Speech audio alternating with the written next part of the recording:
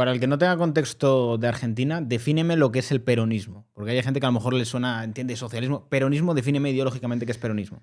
El peronismo, decía el general Perón, que era un militar de verdad, era un militar y de derecha, que era un movimiento, no un partido político, un movimiento muy amplio.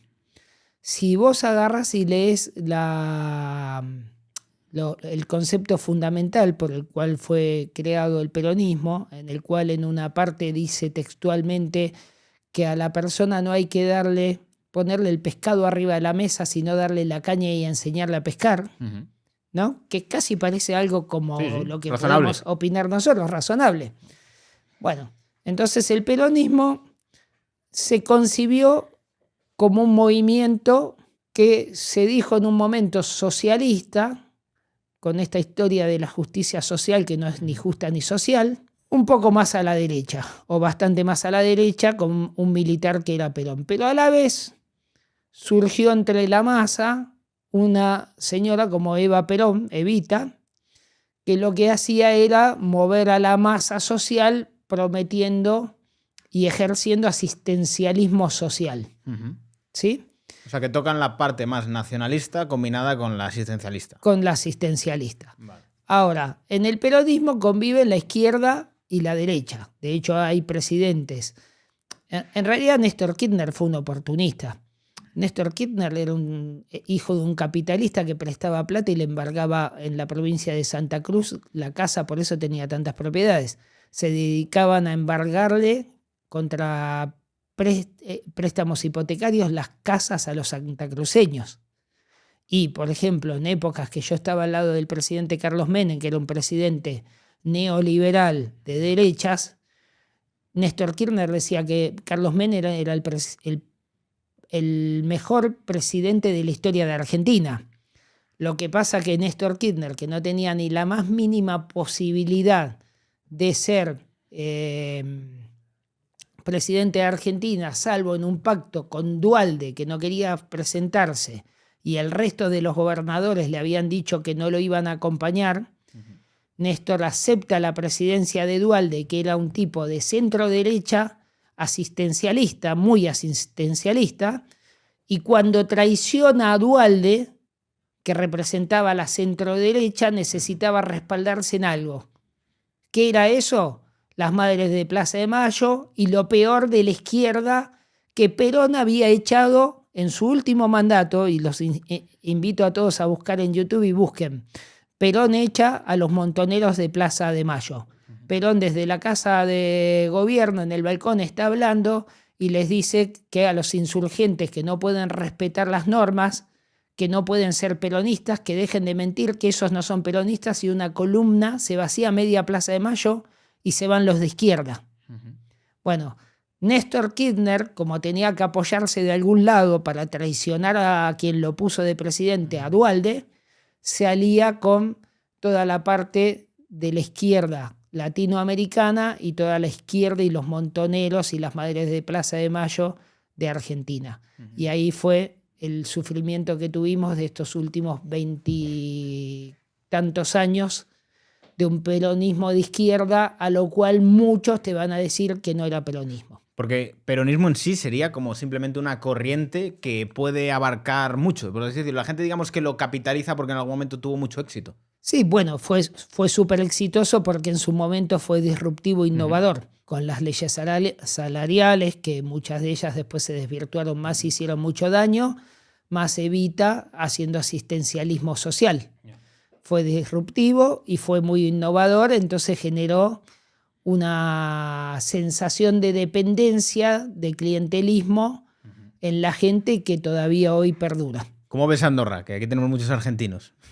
Bueno, Sé que están deseando oírlo.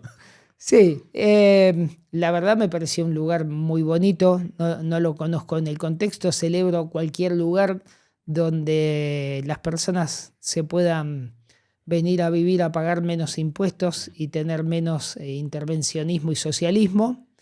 Es muy curioso, ¿no? Porque fíjate cómo las nuevas inmigraciones, nosotros somos un país de inmigrantes en Argentina que huían del desastre de la guerra, de las bombas y de la muerte. Y hoy si caminas por Andorra, no voy a decir de algún país en particular, pero si caminás y escuchás en qué idioma hablan, te vas a dar cuenta que hay una inmigración enorme huyendo de la carga impositiva. Sí, total. ¿No? Es un refugio ahora mismo en los Pirineos, de todo el expolio fiscal. Entonces podemos pensar que la guerra es una tragedia y podemos pensar también que el socialismo es una tragedia. Sí, sin duda. Porque la gente termina teniendo que cambiar de país para huir de eso. Solo hay que ver el caso de Venezuela. O sea, creo que no ha habido un éxodo tan grande de personas de un país como Venezuela. Es una de las tragedias más grandes de la humanidad, es el socialismo, sin ningún lugar a duda. Imagino que la diplomacia con Venezuela ha estado parada hasta hace poco, ¿no? La diplomacia, sí. O sea, el que no era amigo y pensaba como este señor que ahora está preso, o sea, no podía estar ahí. Terminaba preso o echado. ¿No te da la sensación de que este 2026 está yendo demasiado rápido? Bueno, no hemos acabado de enero y han pasado más cosas que en 3 años, ¿sabes? Con muchos cambios positivos, pero bueno, eso quiere decir que vamos en lo que dijo Huerta de Soto en los premios Juan de Mariana: el socialismo está herido de muerte y este siglo se termina. Sí. ¿No? Vamos hacia el camino de que se termine de una vez por todas con esta desgracia del socialismo. La gente no es tonta, se está dando cuenta y hoy, como lo dijo Milei en Mar del Plata Fest, creo que fue antes de ayer. El mundo, me vi cantando ahí. El mundo está, sí. Eso creo que fue con Fátima Flores. Sí, es verdad, sí. Sí. Pero en esa misma ciudad hubo un evento de política que se llama La Derecha Fest, y ahí él dijo que el mundo está virando hacia la derecha.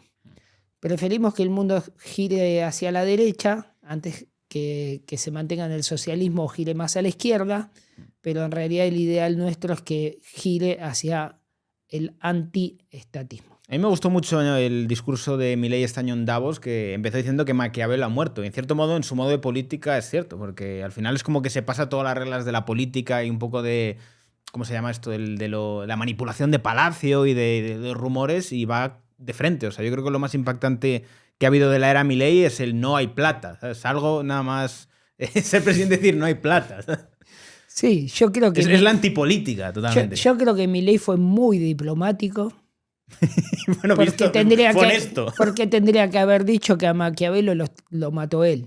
O sea, la era Milei terminó con ese pensamiento retrógrado, político, admirador de Maquiavelo, y tiene que dominar en el mundo la voluntad, el libre albedrío, la voluntad de la gente.